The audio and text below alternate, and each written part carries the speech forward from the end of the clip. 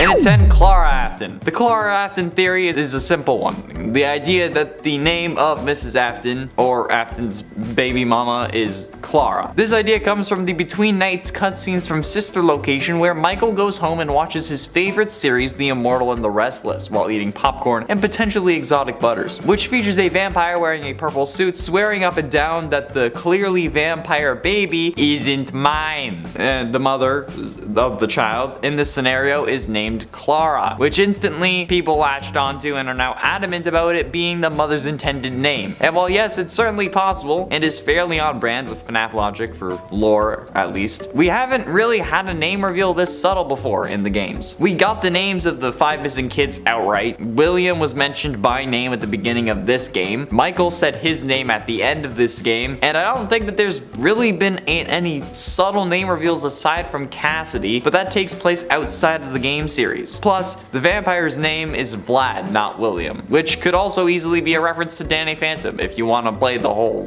game like that. Like, I don't know, I just don't think that the mother's name is Clara, but it's still a theory. Number 9, UCN Plush Trap. So yeah, we've talked about Plush Trap before, and I agree with Connor. Plush Trap might not be a direct version of William Afton, but he's basically like a mini Spring Bonnie, which is the suit that Springtrap wears, so I feel like we can count him. It's like a mini Springtrap. Honestly, I would love to learn just more lore about Plush Trap and their story as well. What if they also happen to be directly linked to Afton in some way? It could be kind of cool if one of the deceased Afton kids haunted that animatronic, you know what I mean? Plush Trap has a jump scare in Ultimate Custom Night in addition to their jump scare from FNAF 4. In UCN, it feels like Plush Trap gets even more up in your face, and even if the jump scare isn't prefaced with a mini game set in a dark hallway, it's still pretty scary. Also, for those of you out there who think Plush Trap isn't really scary because he's cute, I gotta say, I disagree with you. When it comes to doll-sized things attacking me, Chucky gave me some early on PTSD when I was a kid, so I will always be afraid of doll-like creatures that can attack you. I was the person who used to say goodnight to all my dolls and all my plushies individually before I went to bed because I was terrified of what they might do to me when I went into my sleep.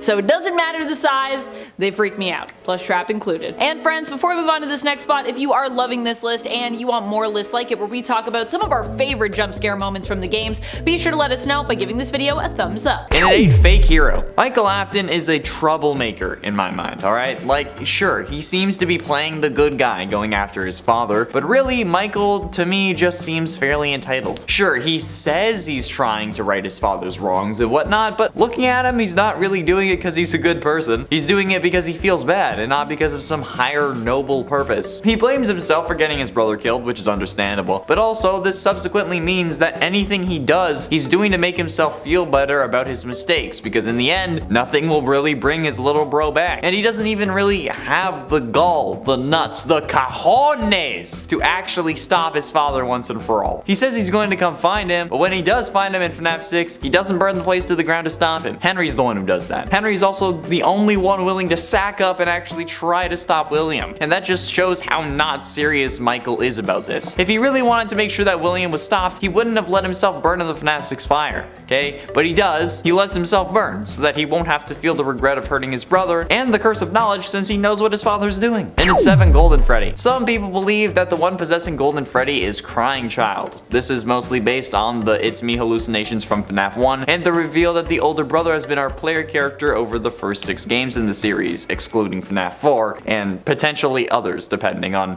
things that get revealed later on. So why would people believe this? Well, it's because it would explain Golden Freddy's signature line of It's Me. Since if we do play as Michael Afton in the first game, It's Me could just end up being Crying Child trying to communicate with his older brother as to who he is. It could also explain the constant use of the phrase It's Me in the security logbook, since some also believe it to be possessed by the spirit of Golden Freddy, or the 2 spirits inside the book are also those inside Golden Freddy, which makes no sense to me because why would 2 people be possessing multiple things and the same 2 things at that? Anyway, with the line of It's Me being explained easily with the Crying Child being Golden Freddy, it leads to some to the conclusion that that must be the way Scott intended it, but hey, what do I know? It's not like I've made 365 FNAF videos on my own. Oh wait, this is the 366th. Not even kidding. I counted. I'm being legit.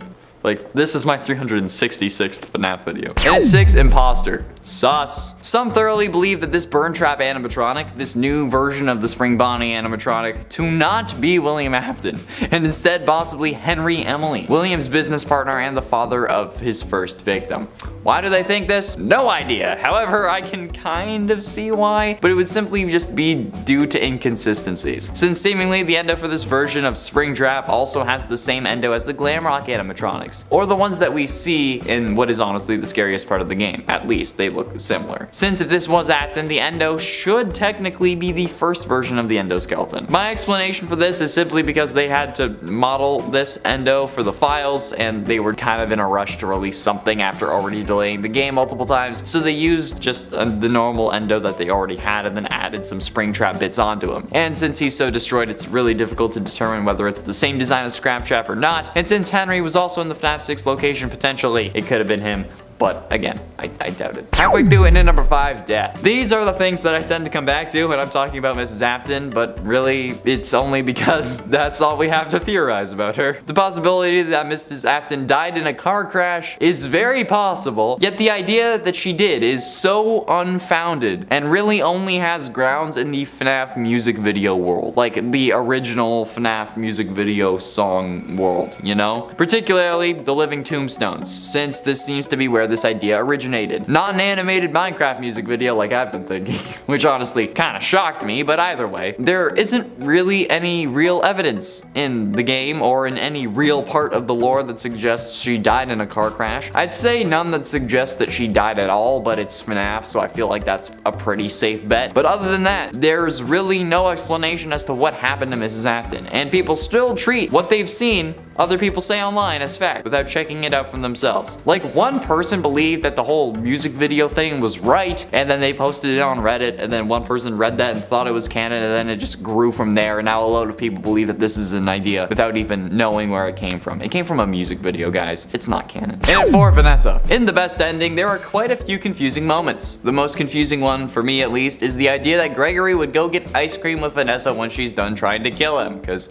you know, all of a sudden she hasn't been trying to kill you for 6 hours. Why would you do that? Some seem to think that it's because they're related or representing the dead Afton kids. And thanks to MapHat, there's a little more evidence to this theory. The ice cream that Vanessa gets while on the hill in the best ending is very reminiscent of the ice cream cone that lured Elizabeth into Baby's arm grabbing or scooping range, I guess, however you want to say it. I feel like scooping is kind of more accurate considering how we're talking about ice cream here, but hey. There's a cone with ice cream on top, and while it's not the same design, this time around it's mint chocolate chip. I mean, I feel like ice cream in general, we've only seen ice cream these 2 times, so yeah, I feel like it's a good thing. I feel like that's a good comparison. Getting close to the end into number 3, Glamrock Freddy. There's a popular theory going around that once again people are treating as fact. The idea that Glamrock Freddy is possessed by Michael Afton after the FNAF 6 fire. That his soul went on to possess the Freddy animatronic somehow after the place, and he himself burned to a crisp. Since Glamrock Freddy does give off a overprotective big brother vibe, that juxtaposes well with the crying child vibes that Gregory gives off. However, I personally don't really think that this is true, at least for the moment. I'd love for it to be true, but for the sake of devil's advocate, let's think about that. While it would make sense from a literary standpoint, the rules that Scott has established in this universe wouldn't allow for this, because the games and the books have made it seem like Remnant can be burned away with fire. And while this may be false, see William Afton lied to us about Remnant. For more information on that, links in the iCard, fire would still help in preventing the creation of Remnant. That's the conclusion I came to in that video. Thus preventing Michael from actually creating Remnant and latching onto something, especially something that showed up after a whole mall complex was built on top of where he died. It seems like a bit of a stretch to me. And I'm the guy who swore up and down that Michael was a rebuilt crying child, and I'm saying that this is a leap in logic, alright? I mean, I still think that could be possible, but like less so now, but. And ultimately, in number 2, Glitch Trap, Rockbit Gaming.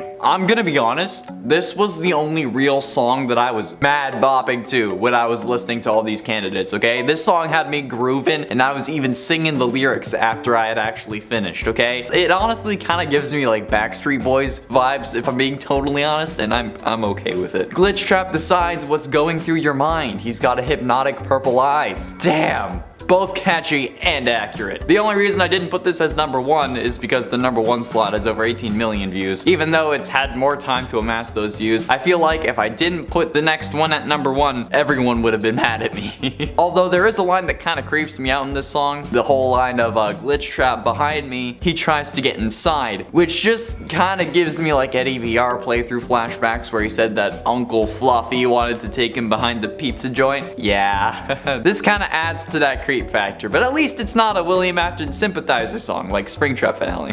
That makes him seem regretful. And finally, into number 1, Bonnie. This is an interesting theory from Reddit user Was That the Bite of _87 on the Game Theorist subreddit. The post didn't get much love, but it was certainly interesting. Was That the Bite of 87 asks if the burn trap animatronic is using the disassembled Bonnie endoskeleton. Quote from the Reddit post, so I have a theory that burn trap is using the disassembled Bonnie robot. Let me explain. So you know how burn trap has an intact animatronic foot even though no other Springtrap or Scrap Trap ever had them? Management might have disabled Bonnie, and there could have been a body of a glitch trap infected person in there, which explains the dead rotting corpse, and Afton could have taken over but is weak, which explains why he still needs a recharge station. That is all I have for now. And you know what? This is actually pretty decent, and MapHat also talked about this theory. However, considering how Afton's body is in the robot, I don't even think that he using someone like possessed by a glitch trap, I don't think that he would move his corpse. I feel like that's a bit of a stretch. Like, it wouldn't really be necessary if his consciousness is in glitch trap, and I don't think that any reluctant follower would be willing to move a rotting corpse. You know, like if Afton's body wasn't in the robot, I feel like this would be really solid, but even if he has claws, his body in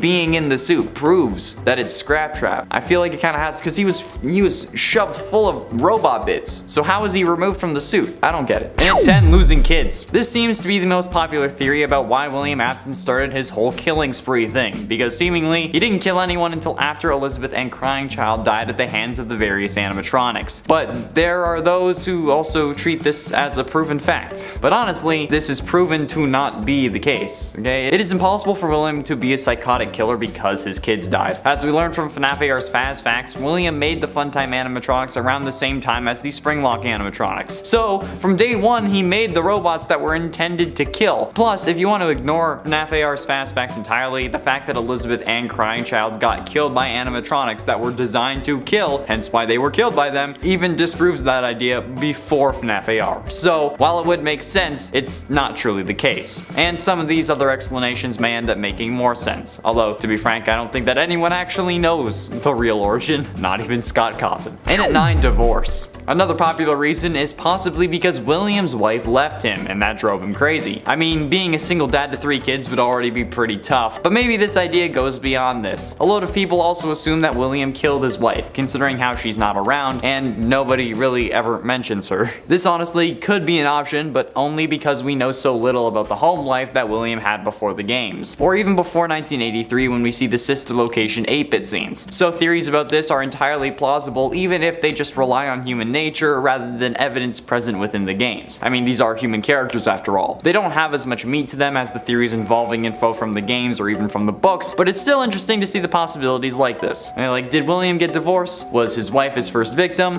Who knows? Probably not even Scott. Honestly, I doubt William's motivation is something that like he thought of when he was throwing out the last game, when he thought that the game would end up failing. Yet here we are, 9 games and like 8 years later, almost. And it ain't Phone Guy. Hold on, okay, hold on. Hear me out. I think that there is still the possibility, slight chance that despite what Scott might have said, that the Phone Guy could still be the killer. Now, this is probably almost definitely not the case. This is a list about speculating, right? Well, what if William is indeed the one recording these training tapes, and what we hear is what we see play out in FNAF 3's minigames? I mean, we thought that this was possible before, but then when they gave him a name, we figured that they were different people. But maybe they also gave us Phone Guy's name without us knowing it. I mean, what other reason would he have to be an Ultimate Custom Night? Unless the vengeful spirit heard the recordings and knew what Phone Guy sounded like? Plus, the animatronics bashing on the door could just be when William goes to disassemble them, which accidentally releases their spirits. But the tape's cut off before he ends up getting spring locked. Because, like, I don't know about you,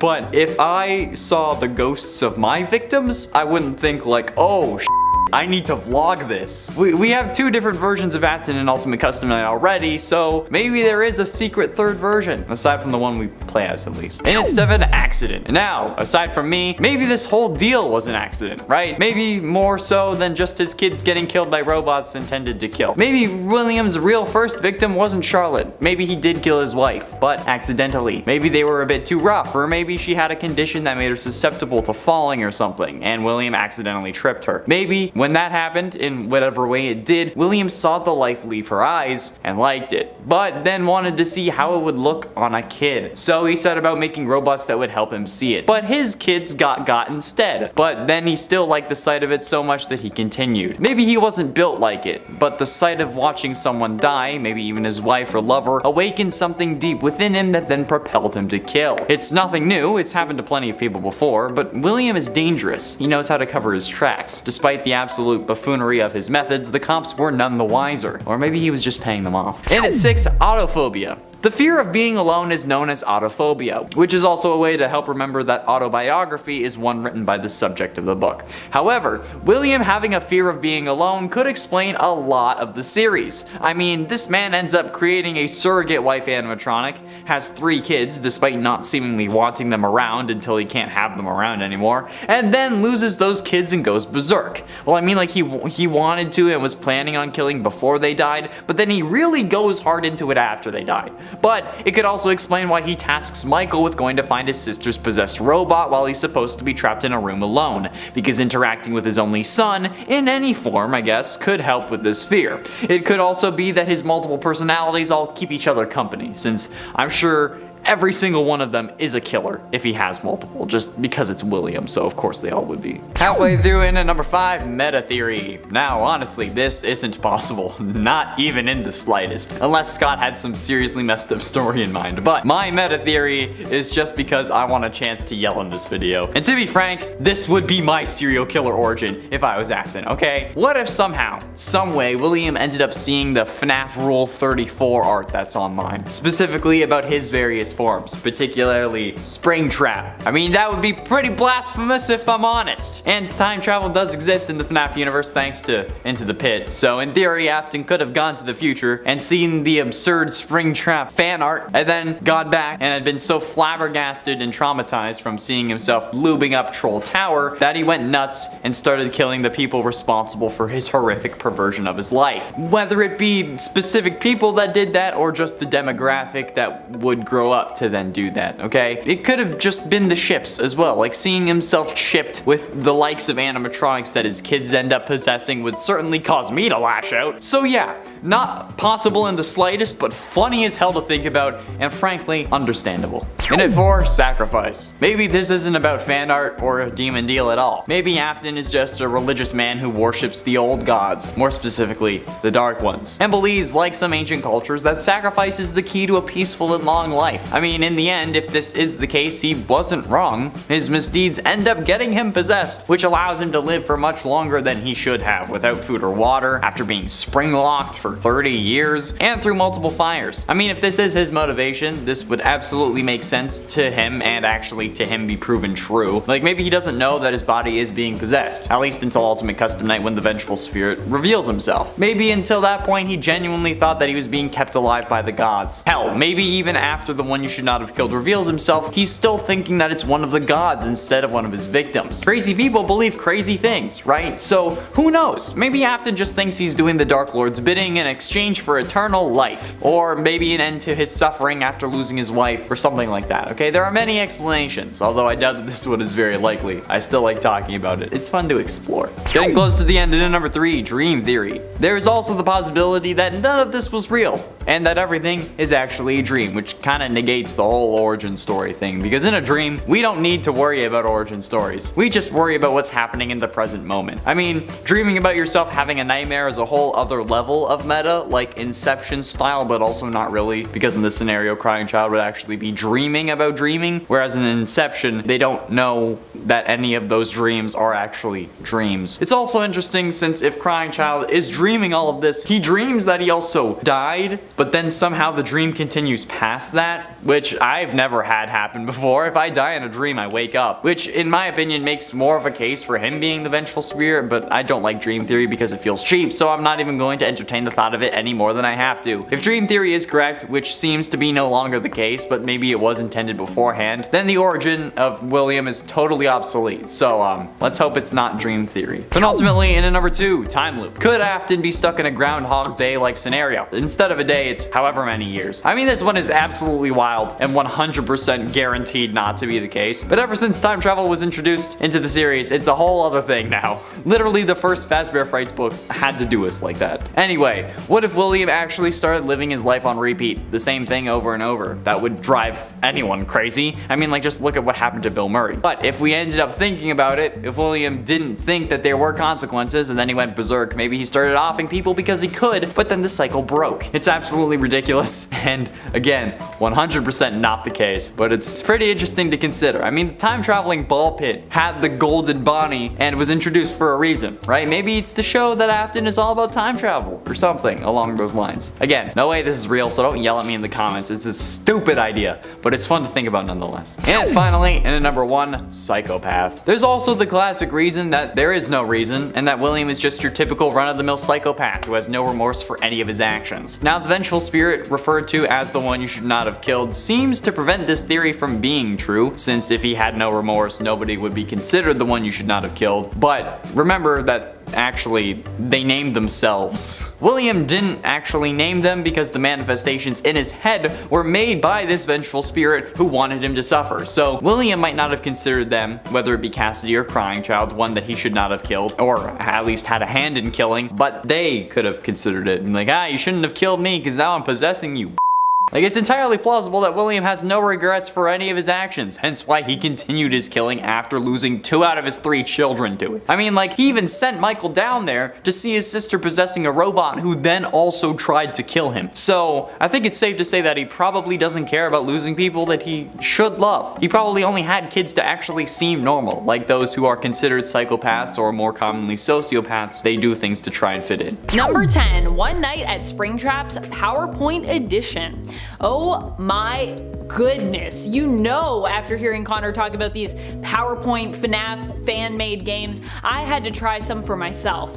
And so, here we go. I played one called One Night at Springtrap's, and I gotta say, for a PowerPoint presentation made into a game, I was actually kind of impressed with what they did. However, for a game, I was pretty disappointed with what they did and found the game to be kind of annoying. I guess because it's a PowerPoint. I mean, there are limited choices you have in terms of what you can affect in the game. Also, I didn't really get to see much of Springtrap considering that's in the title of the game. Granted, I didn't play all the way through, so maybe there was just a lot of Springtrap the closer you got to the end and I just wasn't there yet. Anyways, for PowerPoint games, they can definitely be scary with how bad they are, but in a way they can also just be like legitimately scary because it's pretty impressive that these people can like make a game out of a PowerPoint presentation. PowerPoint FNAF fan games. I think every FNAF fan should play at least one of these at least one time. It's an experience, my friends. In at 9, The Blob. The Blob is an amalgamation of various animatronics that appears in FNAF Security Breach as a secret antagonist. The Blob's main head has a mask identical to that of Funtime Freddy, but with black eyes. It also appears to be some larger version of Molten Freddy after the Pizza Simulator fire, but with more animatronics than those who were present in that fire, somehow. With parts of Baby, the puppet, which were both there, and then Chica, Mangle, Bonnie, and several Endo Mark IIs. But thanks to the Fazbear Frights books, we may know who this mysterious giant blob is, or was going to be revealed to be. While yes, the game released on December 17th, 2021, that was not the original intent. The original intention was for this game to come out in like 2019, I'm pretty sure. But then various delays and expansions to the game ended up causing the game to come out 2 years later. But those game delays didn't delay anything else, which meant that the Fazbear Frights books kept their schedule. And a similar creature ended up appearing in those books, which was ultimately controlled by Elizabeth Afton, who was possessing Baby. So, could this blob be Elizabeth coming back? Or maybe not, since Baby's eyes aren't lit, and it seems to prefer the face of Funtime Freddy. Number 8, Springtrap's Revenge. This one is from a fan game that while I wasn't able to actually get it to run on my computer, it does look really terrifying. I couldn't find the right program to open the file, but I do believe that it is openable and that it is playable. I'm just not sure what program you need to run that game. Aside from it being slightly scary that this game simply didn't seem to work, the audio files and the visuals shown on the Game Jolt page for FNAF Springtrap's Revenge seem to imply that for those who can get this game to run on their computer, or when I maybe figure out how to get it to run, there are lots of scary moments in store featuring one of the most creepy animatronics of all time. Springtrap. Number 7. Circus Baby Ice Cream Scoop. Okay, so I know what you're thinking. Amanda, how is Circus Baby William Afton? What are you talking about? Well, yeah, okay, she isn't, but this was before she was merged with the soul of Elizabeth, and I would argue was kind of like an extension of William Afton, who had created her and for some reason had given her some other more questionable features, more murderous features. At least that's how the police seem to view it at the beginning of the game when they are heard interrogating Afton. When they're heard at the beginning of Sister Location, that is what I'm talking about game.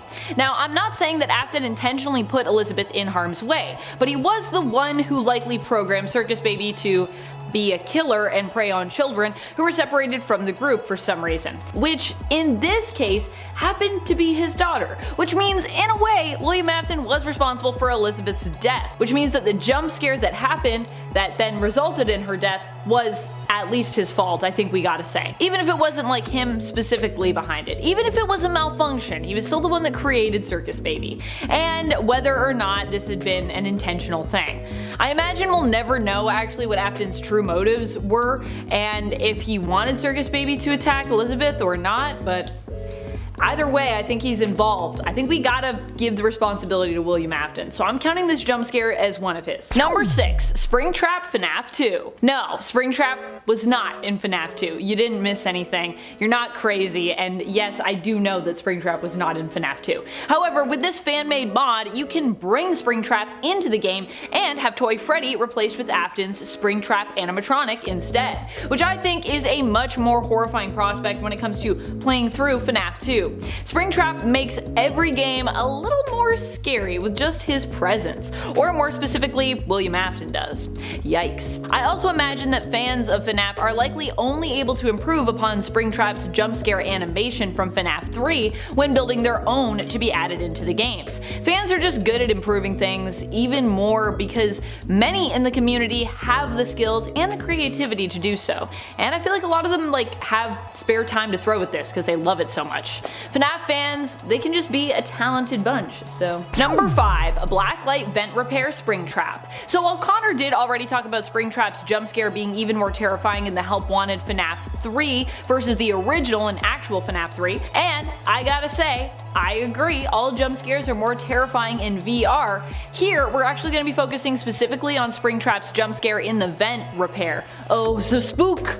Springtrap is a character you will have to face in the Blacklight version of Vent Repair along with Ennard. And yeah, Springtrap isn't the main character here, but Springtrap is around. Here you have to race against the clock as Springtrap crawls towards you as you try to complete your panel. Something even just about Springtrap's presence here terrifies me. Also, Blacklight. Blacklight is just scary in general. I think it's the William Afton Springtrap vent combo though that really seals the deal for me on this one. Number 4. Hidden Springtrap. While I know we've discussed how the original appearance of Springtrap's jump scares in FNAF 3 were considered pretty lackluster by fans, I still think they are terrifying because they generally happen to you in a moment when tensions are running quite high, and you're already feeling super anxious. I just feel like FNAF 3 is a very anxiety-inducing game in general. Case in point, when the Phantom puppet shows up, it doesn't jump scare you like the other Phantom animatronics in the game, but instead obstructs your view, so you're trying to look around, can't see anything. You also can't pull up your monitor or use the maintenance panel during this time.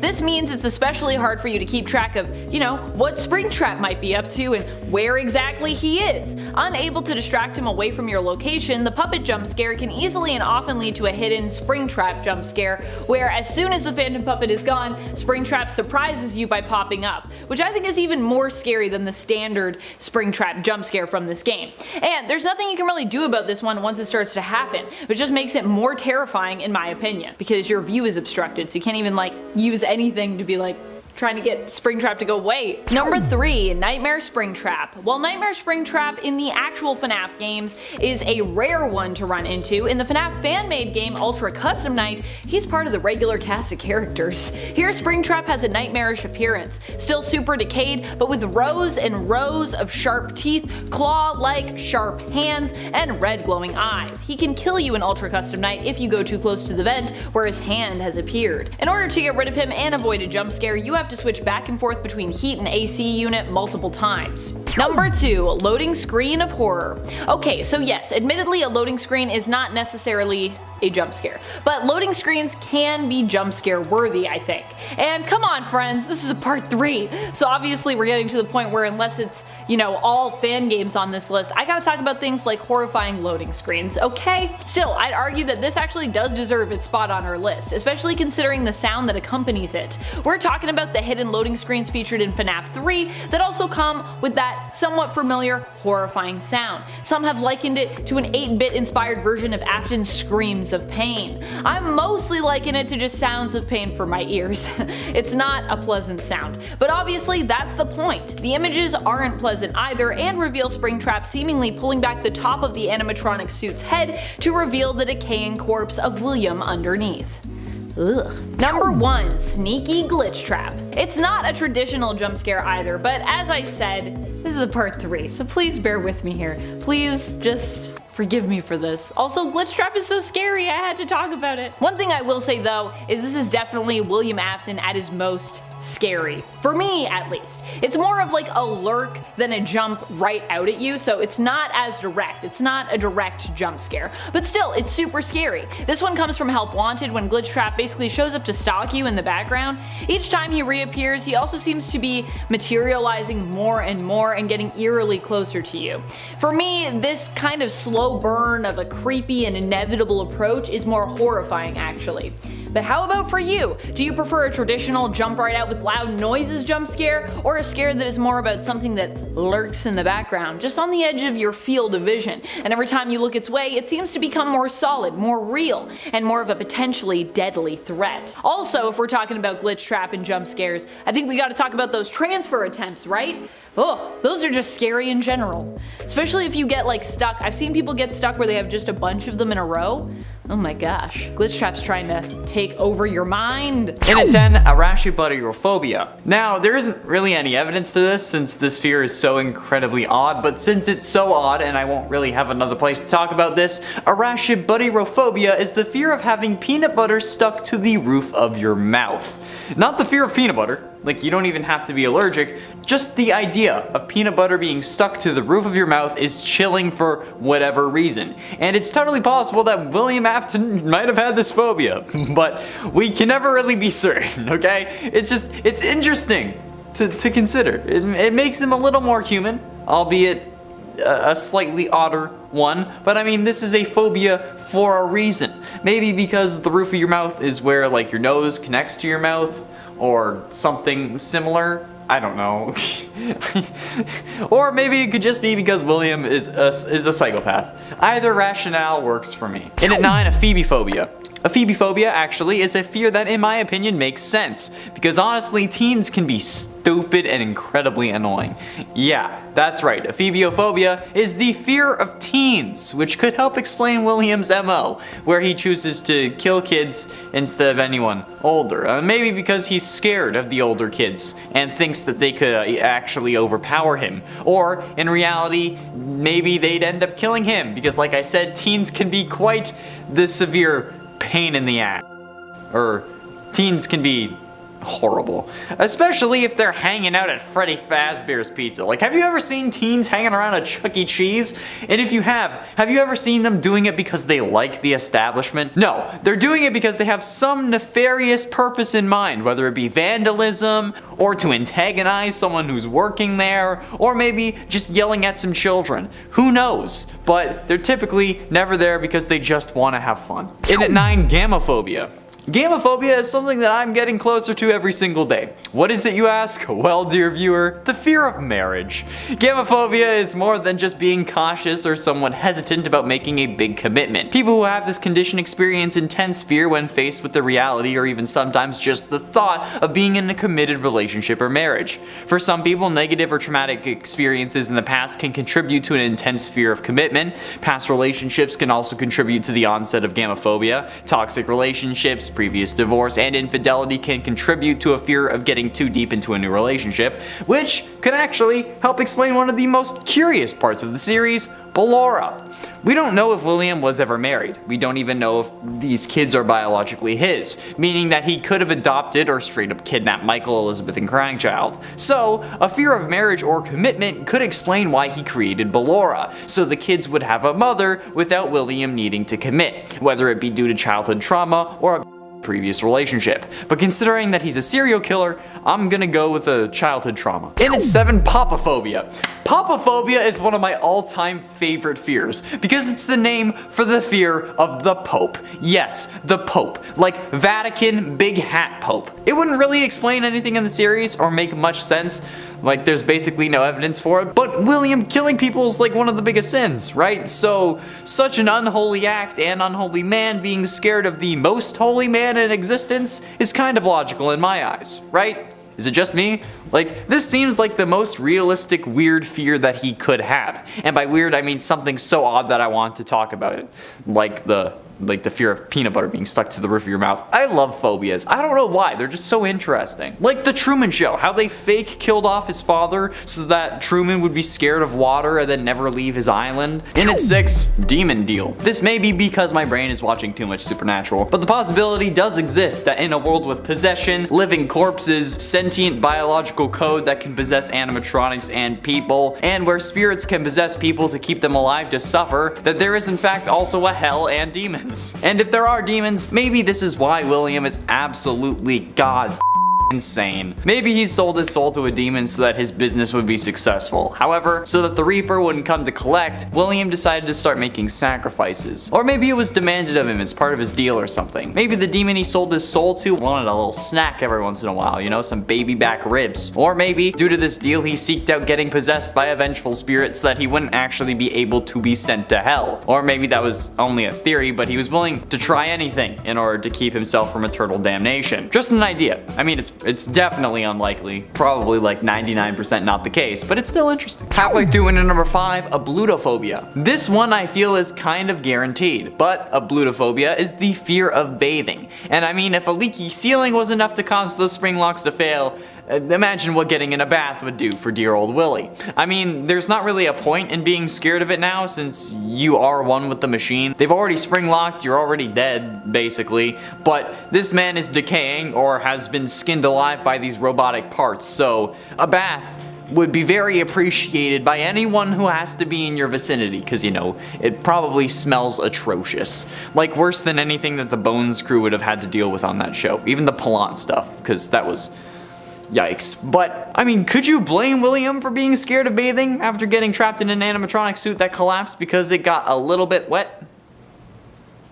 And at 4, panphobia. While phobias usually refer to specific fears, like ablutophobia being the fear of bathing, sometimes fears are more general, like chromophobia being the fear of colors. But panophobia is the fear of everything, basically. In a way, it's the fear of a vague and persistent unknown evil. And this, while a bit intense, could explain why William had a psychotic break. The fear that something evil was lurking around every corner, yeah, that's a pretty rough one, and would definitely cause some damage. Maybe even enough damage that he thought that he would have to protect himself. I mean, children can literally be the worst humans on Earth, so I understand his target market on that front. Like, I wouldn't be able to do those things, I'm just saying that, like, I think that maybe William thinks that he's trying to do God's work by eliminating those that he sees as evil. Evil. I meant evil. And this phobia would help explain that quite a lot. Getting close to the end in number 3, xanthophobia. I mentioned how chromophobia was the fear of colors. Well, xanthophobia is a subcategory of that, particularly for the fear of yellow. And considering how William got spring-locked thanks to a yellow suit, he could associate that color with that crime, meaning that he would fear Chica, explaining the change in Security Breach, as well as Golden Freddy, which explains why there is no Golden Freddy in Security Breach as well. I mean, there are obviously other explanations, but I think this could be one of them. I mean, like, come on, it always seems to be like it's a stretch to be afraid of a color. But this begs the question, is anyone who watches these videos afraid of a specific color? Because if you are, please let me know below. I'm curious about how you live your everyday life, especially if it's a primary color. But I feel like you're pretty safe if it's green, because I don't think green shows up in these videos pretty much. Because I can't wear green, otherwise I disappear. You don't see this because it's gone. So, penultimately, in at number 2, plutophobia. I genuinely believe that Afton had to have plutophobia. Not because he didn't want Pluto to be a planet, but because instead, plutophobia is the fear of money. And this man made all kinds of horrible business decisions. Killing people in his own restaurant, hiding bodies in the animatronics. I've gone over this in multiple times in multiple videos, but the only way I can explain it is if this guy was just straight up scared of money. It's like the only thing that in my mind really makes sense. Like, sure, you wanted to use it as a killing den for your homicidal tendencies. Sure, okay, but how about do that? And also have a profitable business, so your children don't feel the need to walk up to robots that you specifically told them not to touch. Or even enough, maybe just enough, to have a babysitter, making sure that they don't do stupid things, like walking up to the animatronics you told them not to, or running off to that place again, or stuff their siblings in animatronic mouths. Did that ever occur to you? Cause of course it didn't. Cause you must be scared of money. It's the only thing that makes sense. I've solved FNAF. And finally, in at number 1, robophobia. This is literally the phobia this game was made for. Like, sure, it wasn't actually the reason it was made, but seriously, this is the perfect fear for these games. While sure, the thought of mannequins can creep anyone out, robophobia is literally the fear of robots, and is surely the bread and butter of not only this series, but William as well. William must hate animatronics with a passion now. Since the victims possessed them, he got spring-locked by one, he can only survive by being in one now thanks to his consciousness being sentient code. I mean, it's ridiculous.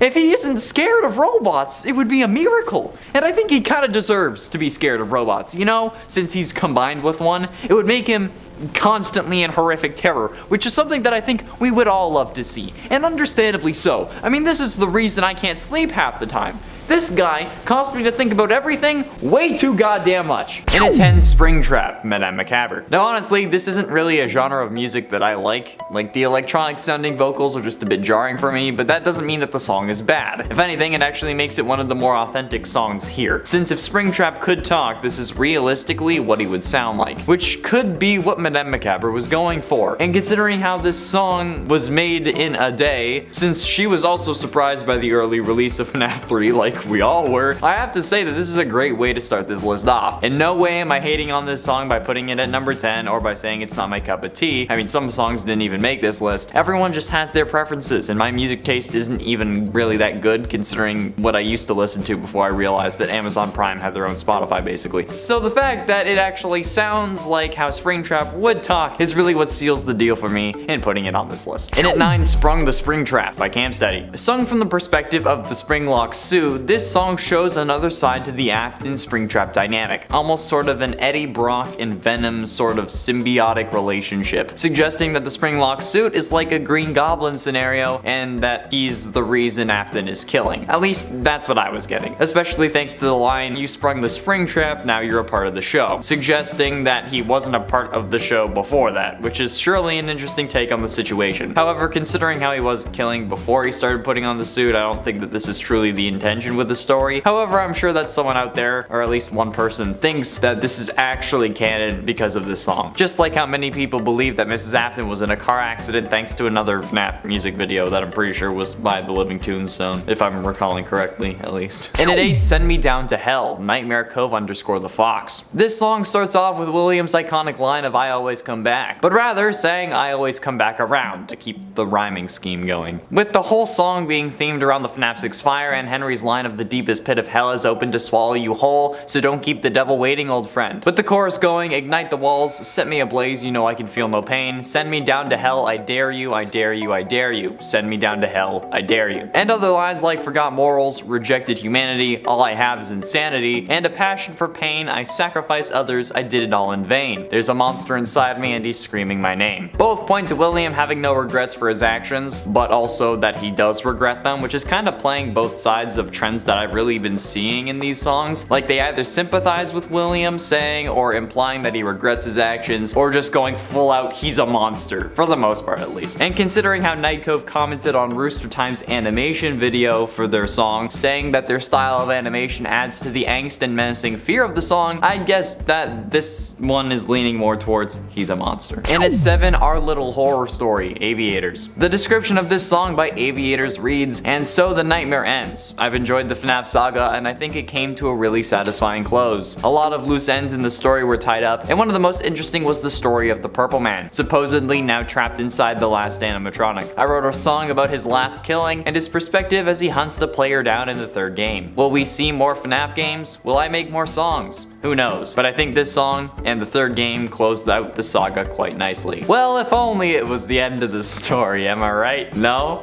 You want me to suffer for all eternity like William possessed by his son?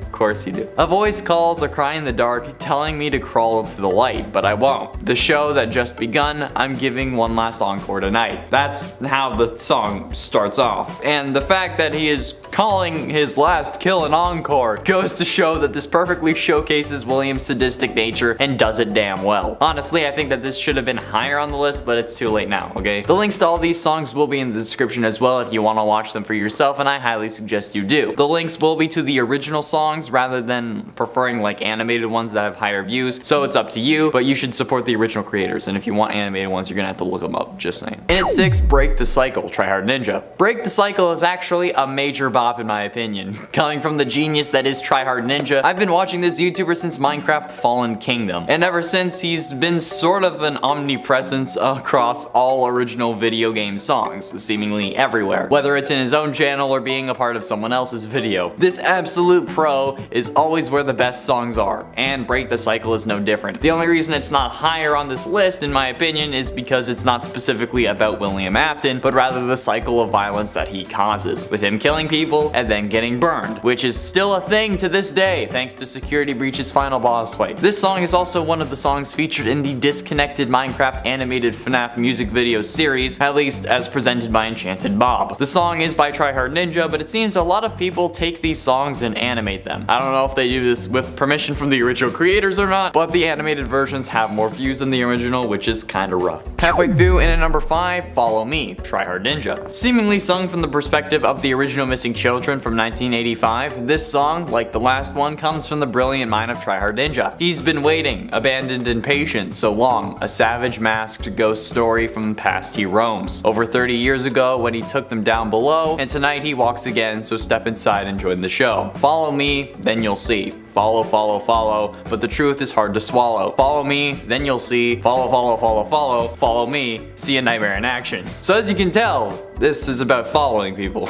And this is heavily based on FNAF 3 thanks to the line of 30 years ago. And the whole he said follow me, which ultimately results in the children's deaths. There are also multiple different spring Bonnie models used in the official Source Filmmaker music video, which is actually on Try Hard Ninja's channel, not someone else. So it's also worth noting that since this one is animated, it did get many more views than others, such as Disconnected, amassing a whole 15.3 million views at the time of this recording, which is absolutely absolutely nuts to me. None of our videos have even come close to that. Like, I only recently had one of my videos on this channel hit 1 million for the first time, so yeah, definitely insane numbers there in my opinion. And at 4, Afton Family by Cryfuse. While the chorus of this song may say, "All stay strong, we live eternally, all is well in the Afton family," this song by YouTuber Cryfuse actually details how the Afton family crumbled and destroyed one at a time. And the video going along with the song shows you who each part is meant to be sung by, or at least whose perspective it's from. First William, then Crying Child, then Baby. With a quick cameo from someone that you should be able to identify using the color of their text. Even if they aren't meant to be the purple guy and are instead a guy who turned purple due to internal bruising, this song actually has a good beat and a good tempo. Insert other musical critique words here. Okay, I'm gonna level with you. I don't know much about music, and all I really listened to growing up was Minecraft parodies, so I can't really criticize or talk about the actual music. All I can really do is tell you if I find it catchy, and that if it stuck to the confirmed bits of lore or not. And this one did for the most part. Crying Child is theorized to be part of Golden Freddy, but the Two Souls theory is just a theory, and not one that I personally believe to be Scott's intention, so aside from a couple bits that could have been because they wanted all Afton members to be animatronics for just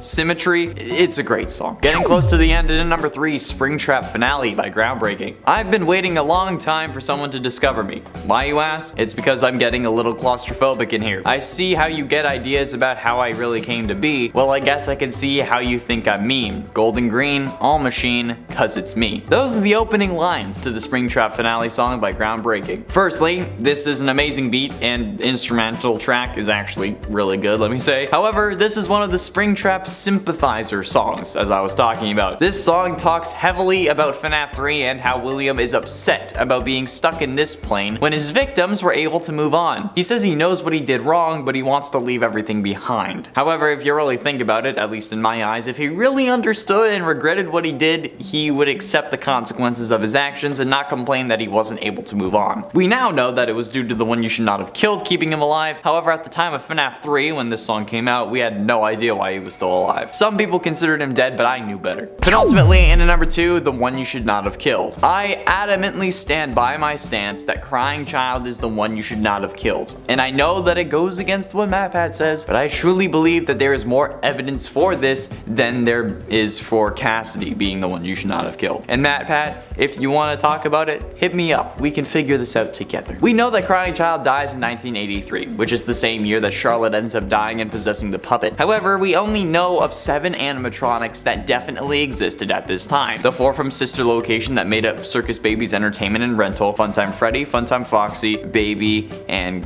Ballora, and then possibly Funtime Chica, but that's a whole other thing. Since those are said to be some of the first robots that were made according to the FNAF AR Fast Facts, the Spring Bonnie and Spring Freddy animatronics that are used in FNAF 4's location, and the Freddy used in the location that Charlotte is watching from the outside when she gets killed. There is no clear Golden Freddy that Crying Child could have possessed, not taking into account potentially Fredbear being Golden Freddy, but proportions kind of negate that. The other minigames from FNAF 2 don't count as well, since we can't really be sure what year they take place in. And aside from no Golden Freddy, there is no animatronic around for Crying Child to possess when he dies in the hospital. Unless William is just the absolutely god-awful, most atrocious father, and the hospital would not have let that happen, just saying. And finally, in at number 1, I'm the Purple Guy by DA Games. Yeah, you knew that this was gonna be number 1, and I'm gonna be honest, I hadn't listened to this song before this list, which is funny, considering the amount of people who quote these kinds of songs to me in the comments of like my Instagram, like my own channel, my TikTok, with the original version from DA Games getting 7.3 million views and a remake of the song by Tygan Nass getting 18 million. This is one of the most popular FNAF songs specifically about Purple Guy out there. Other songs like the Five Nights at Freddy's 2 song by the Living Tombstone may have more views, like in the hundreds of millions, but as for songs specifically about William, this is one of the most popular. It's a bit more techno than I was expecting. However, the remake does tone the electronic effects down a bit, which should be why it's more popular. It's easier to understand, and in my opinion, easier on the ears because you can understand it. But then again,